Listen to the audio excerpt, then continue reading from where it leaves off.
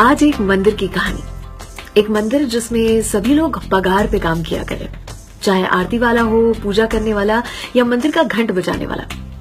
मंदिर का घंट बजाने वाला जो इंसान था वो आरती के समय ऊपर वाले में ऐसा लीन हो जाया करता कि उसे देखना बहुत अच्छा लगता। हर कोई जो दर्शन के लिए आता साथ ही इसकी भक्ति के दर्शन जरूर से करता और मुंह से निकलता वाह।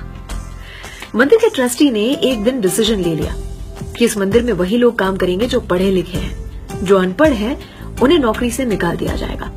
तो इस घंट बजाने वाले इंसान को उसे कैबिन में बुलाया गया और उसे कहा गया कि कल अपनी पगार लेने आ जाना और उसके बाद हमें तुम्हारे काम की जरूरत नहीं होगी। इस इंसान ने कहा कि अरे आप मेरी पढ़ाई लिखाई देख रहे हैं, मेरी भक्ति की शक्ति को तो देखें। लेकिन ट्रस्टी ने एक न सुनी।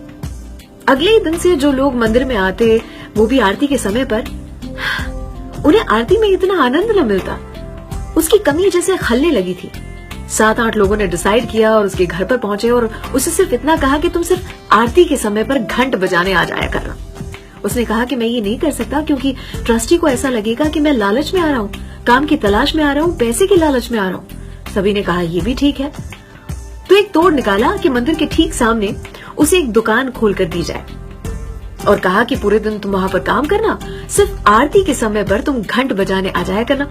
किसी को ये महसूस नहीं होगा कि तुम किसी लालच में आते हो। और यही हुआ।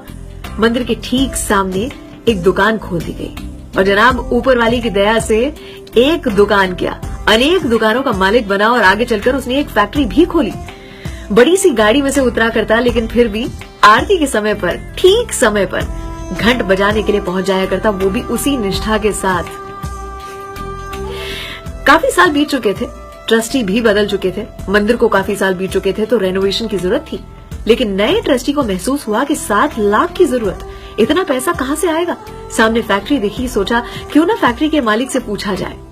उन्होंने जैसे ही जाके ये बात बताई, उसने एक सवाल नहीं पूछा और अपनी सेक्रेटरी से कहकर 7 लाख का चेक तैयार करवा दिया और कहा कि मैं इस पर अंगूठा लगा के मेरे बैंक जाकर पैसे लेकर आता हूँ, शाम तक पैसे आपके हाथ में पहुंच जाएंगे। सामने बैठे हुए सभी शॉक थे। उन्होंने पूछा कि आप इतने बड़े आदमी हो, फैक्ट्री के मालिक हो, लेकिन फिर भी आप पढ़े लिखे नहीं हो। इस पर उस इंसान ने क्या जवाब दिया जनाब कि अगर पढ़ा लिखा होता तो आज तक मंदिर में पढ़ा लिखा नहीं हूं तभी इस मुकाम तक पहुंच चुका हूं। वो करवाता गया, मैं करता रहा, सब ऊपर वाले की लीला है।